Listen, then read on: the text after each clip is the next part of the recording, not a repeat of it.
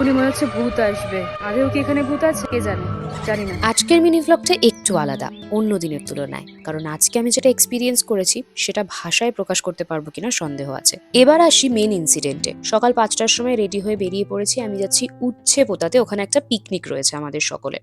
তো তার জন্য দেখতে পাচ্ছ পৌঁছে যাওয়ার পরে দেখছি প্রচন্ড নিরিবিলি একটা জায়গা, চারিদিকে বন জঙ্গল, আর আমার কেমন একটা গা ছমছম ফিল হচ্ছিল। জানি না, জীবনে প্রথমবার ভূত হয়তো ফিল করেছি, কিন্তু সকালবেলা ভূত থাকে কিনা সেটা নিয়ে আমার প্রচন্ড ডাউট ছিল। ভূত না কেউ ভূতের ভয় দেখাচ্ছিল সত্যি বুঝতে পারছিলাম না। সবাই মিলে এখানে বসে আড্ডা দিচ্ছিলাম, আর এখানে লুচির প্রিপারেশন চলছিল।